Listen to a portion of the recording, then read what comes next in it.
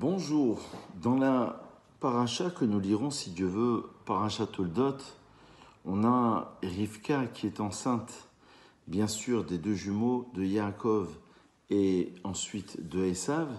Et ensuite, dans la suite de la paracha, bien sûr, Yaakov, grâce à sa mère Rebecca, Rivka, il va ruser pour obtenir les bénédictions.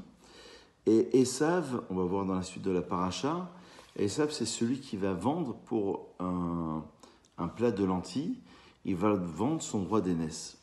Donc il faut comprendre cette paracha comme étant deux identités, deux cultures qui s'affrontent.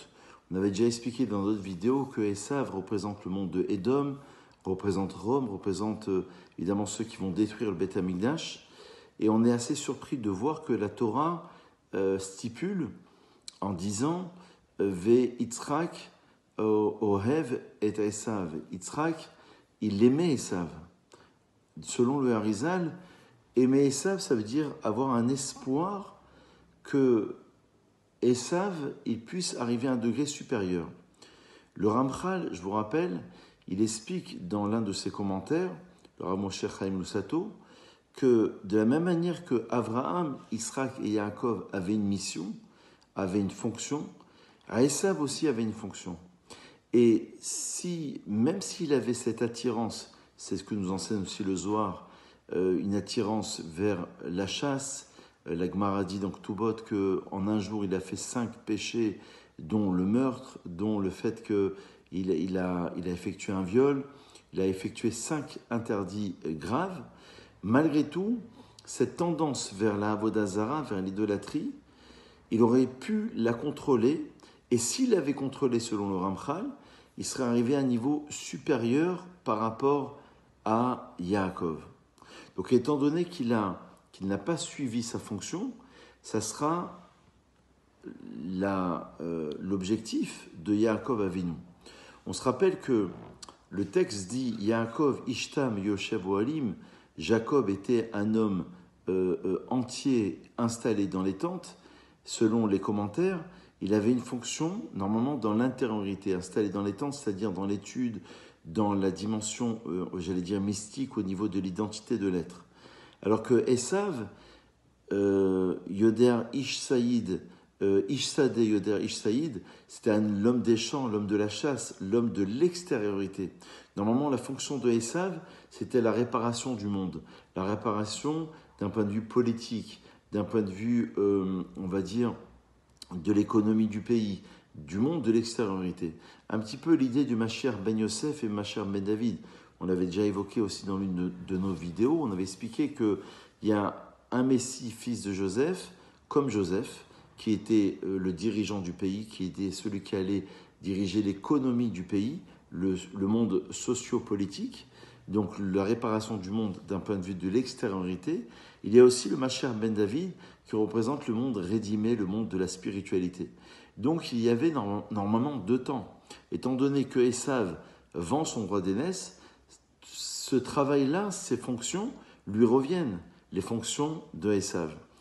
Et il y a un passage du Zohar que j'ai sous les yeux qui est quand même assez surprenant, c'est qu'il fallait que ces bénédictions se passent par la ruse pour qu'ils soient bénis directement par Hachem. Voilà ce que dit le texte en hébreu, Kedeshit Barech Yaakov Shelo Midato Shel Yitzhak, Shobechena Din Gvora, et la Midato Shel HaKadosh Baruch Hu. Il ne fallait pas que Yaakov puisse obtenir une bracha de Yitzhak, mais lorsque Yaakov est venu prendre les bénédictions, c'est la Shrina, la présence divine, qui est rentrée avec lui. Et Yitzhak a senti selon les Midrashim, il a senti la présence d'Hachem. Donc il fallait que ce soit Hachem qui bénisse Yaakov.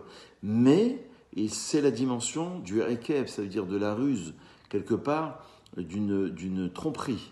Il fallait qu'il obtienne une bénédiction par la ruse. Ça représente Israël qui doit encore ruser dans la période de la galoute, c'est-à-dire de l'exil. Lorsqu'on arrive à Israël à l'époque du Mashiach, là c'est le roche, là c'est Yachar, c'est la tête, c'est celui qui est dans la droiture, c'est celui qui obtient les bénédictions d'une manière directe. Donc on voit que dans cette paracha, on pourrait la lire comme étant une simple histoire de 2 jumeaux dont l'un va vouloir tuer l'autre, d'une séparation fratricide entre deux frères, et ensuite ils vont se retrouver.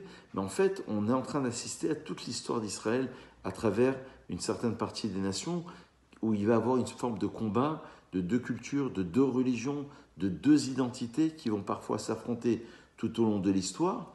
Évidemment, l'objectif, c'est de pouvoir les retrouver.